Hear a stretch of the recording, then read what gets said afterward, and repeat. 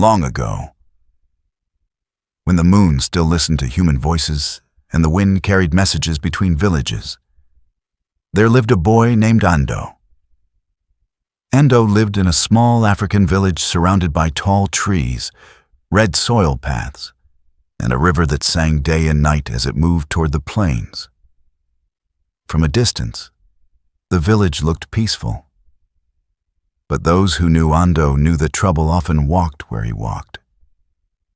Ando was not foolish because he lacked strength. He was not foolish because he lacked intelligence. Ando was foolish because he always wanted to prove himself, even when no proof was needed.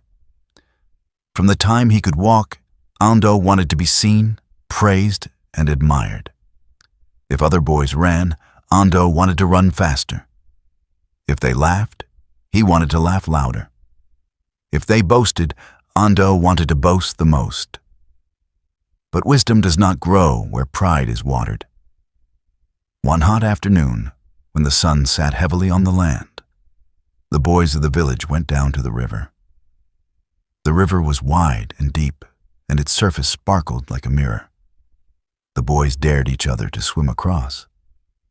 Ando stepped forward and said loudly, "Move aside. I can swim better than all of you." Some boys hesitated.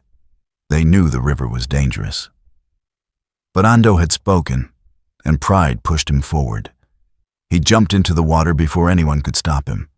The river grabbed him like an angry spirit. Ando kicked and struggled as the current pulled him under. His arms flailed, his mouth filled with water, and a fear entered his heart for the first time.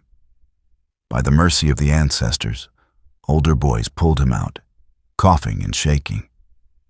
Instead of learning, Ando laughed weakly and said, "I was only playing." The elders who heard the story shook their heads.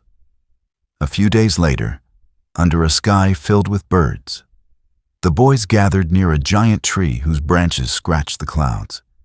They challenged one another to climb. Again, Ando stepped forward. "I will climb higher than all of you." Up he went, higher and higher, until the wind whispered warnings. His hand slipped. His body fell, striking branches on the way down. He landed hard, crying in pain. For weeks he limped.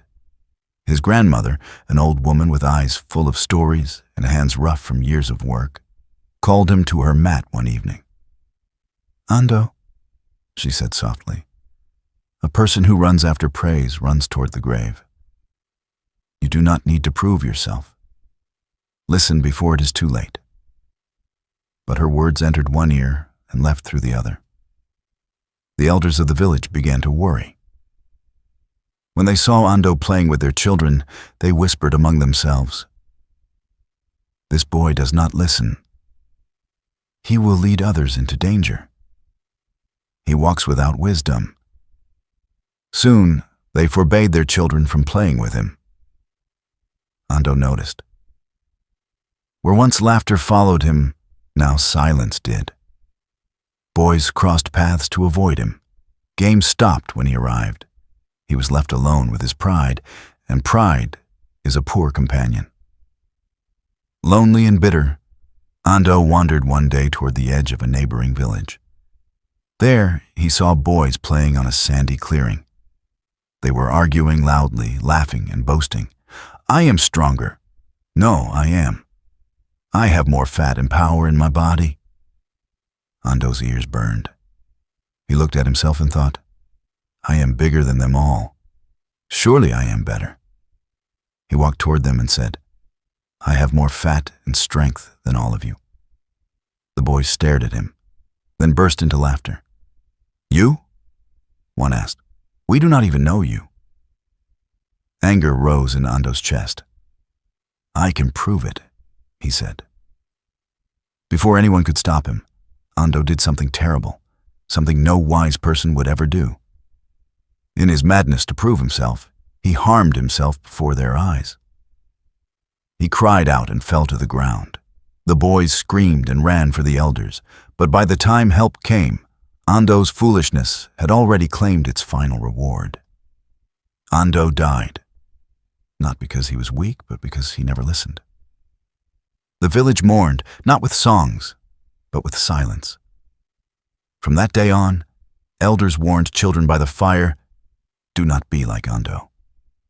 A chicken that ignores the drum of danger walks into the cooking pot.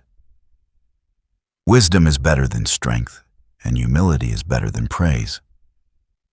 And so Ando became known forever as Ando the Foolish Boy. Not to mock him, but to remind all who hear his story that life does not need to be proven to be lived.